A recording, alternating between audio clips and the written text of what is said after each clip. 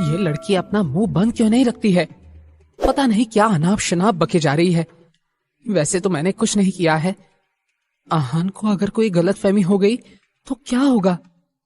पता नहीं शगुन अपनी घटिया हरकतों से कब बाज आएगी। बस कोई गड़बड़ ना हो जाए। शनाया ने पैनिक करते हुए मन ही मन में कहा। भले ही उस वक्त शनाया का चेहरा शांत लग रहा था, लेकिन उसकी आंखों में हलचल जरूर थी। अगले ही पल आहान इस मामले में इंटरेस्टेड लगने लगा। उसने कंफ्यूजन में शगुन से सवाल करते हुए कहा, तुम कहना क्या चाह रही हो? थोड़ा साफ साफ कहोगी? अब शनाया नर्वस होने लगी थी।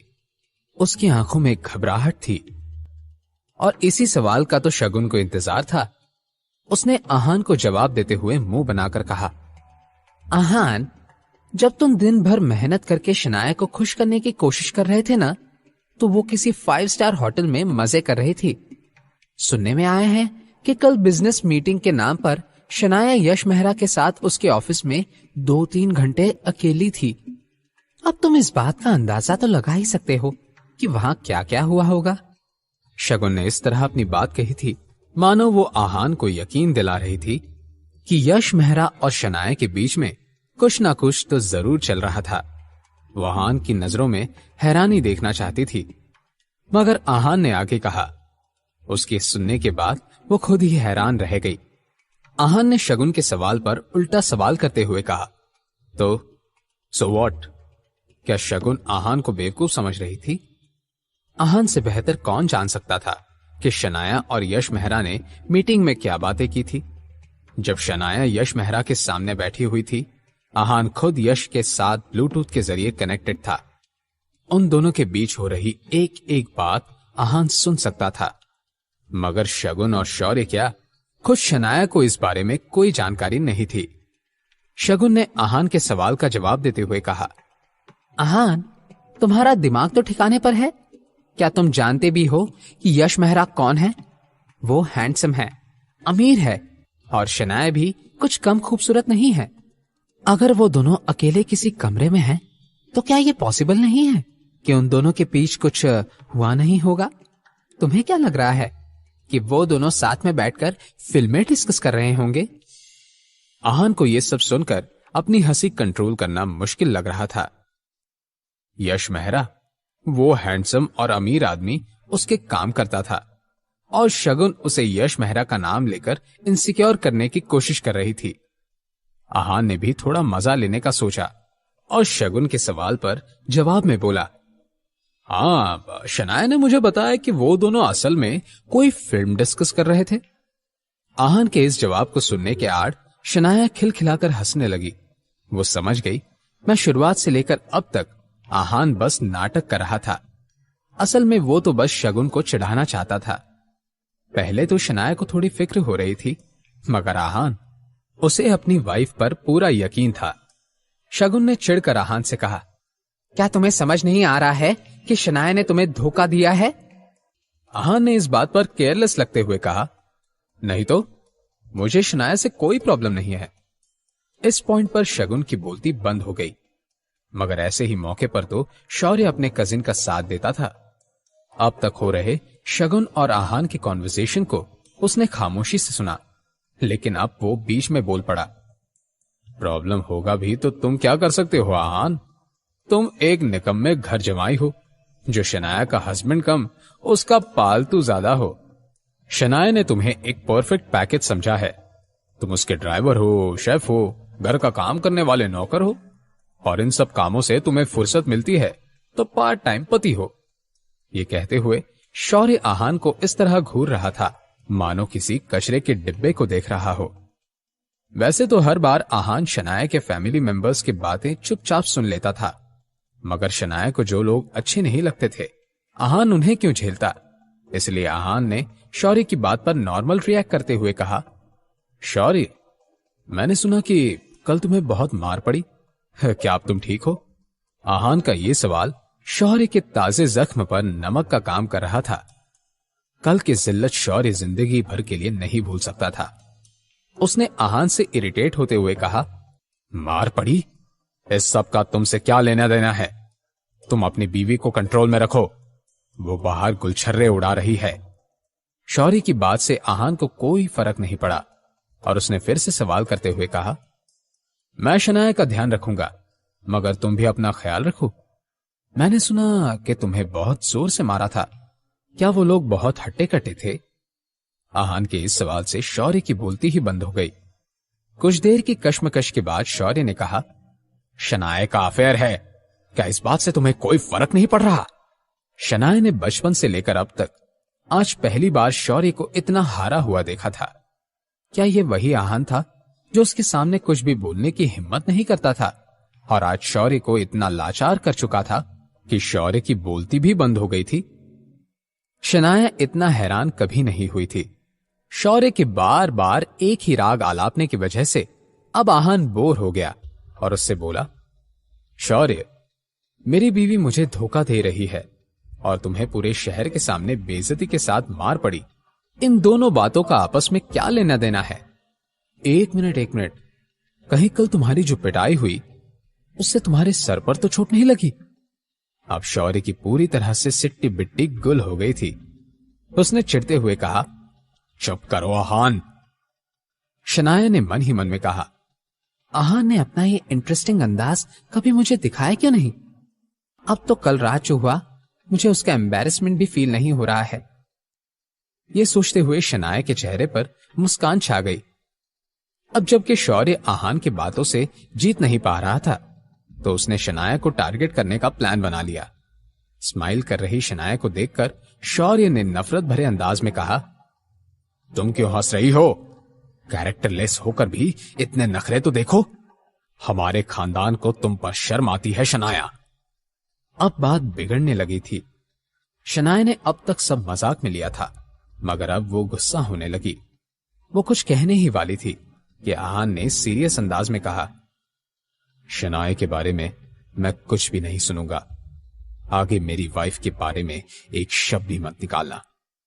वैसे तो आहान के इस अंदाज को देखकर शौर्य घबराने लगा था, मगर उसके पापा ने उसे एक बात सिखाई थी, डर लगे भी तो ये मत दिखाना कि डर रहे हो तुम। और इसी ही सीख के साथ इंस्पायर होकर शौर्य ने आहान से अकड़ में कहा, मैं उसका भाई हूं, उसे डांट लगाऊं या मार, मुझे हक है। तुम होते ही कौन हो? गिल खानदान के किसी से भी उलझने के लायक नहीं हो तुम। अगले ही पल आहान ने शौर्य के गाल पर एक जोर का थप्पड़ जड़ दिया और शौर्य की तरफ देखकर बोला, तुम सही कह रहे हो, मैं तुम्हें छूने के भी लायक नहीं हूं। लेकिन सॉरी, तुम किस लायक हो यह बताना मुझे जरूरी लग रहा था। इस पॉइंट पर ना शनाया ने आहान से कुछ कहा और ना ही शगुन के मुंह से कोई आवाज निकल रही थी। उन तीनों ने भी आहान का यह अंदाज पहली बार देखा था। आहान की एक बात साफ थी, कोई उसे कुछ भी कह ले, लेकिन उसकी वाइफ शनाया के अगेंस्ट कुछ कहा तो आहान माफ करने वाला नहीं था। शौर्य को इस थप्पड़ से बहुत ही ह्यूमिलिएटेड फील हो रहा था। उसने डरते डरते आहान से हमेशा वाली अकड़ से कहा, क्या तुम नहीं जानते मैं कौन हूं? गिल खानदान का वारिस हूं मैं। अगर दादाजी को पता चला कि तुमने मेरे साथ ऐसा कुछ किया है तो वो तुम्हें कभी माफ नहीं करेंगे। इस पॉइंट पर आहान ने शौर्य को नीचा दिखाते हुए कहा, क्या तुम सच में इस गलतफहमी में हो कि मैं आनंद गिल से डरता हूं? आहान के इस सवाल से शौर्य और शगुन के साथ साथ शनाया भी आहान को अजीब तरह से घूरने लगी। गिल कंस्ट्रक्शन की कंपनी के सामने खड़े रहकर ही आहान ऐसा कैसे कह सकता है? क्या वो सच में गिल खानदान की इज्जत नहीं करता है? वहां पर गिल खानदान के कई सारे लोग मौजूद थे और अगर कोई आनंद गिल का नाम लेकर बिना किसी रिस्पेक्ट से बात कर रहा था तो उन सब का गुस्सा होना आम बात थी। बेशरम, क्या ये मौत को बुलावा दे रहा है? मुझे तो लगता है इसे और शनाया को हमें खानदान से ही बेदखल कर देना चाहिए। एक एक करके सभी आहान के ऐसे बर्ताव पर रिएक्ट हो रहे थे। उन सभी के लिए आनंद गिल किसी भगवान से कम नहीं थे। वो सब अपनी फैमिली हेड के खिलाफ कुछ नहीं सुनने वाले थे। अब तो शनाया भी थोड़ी परेशान हो गई।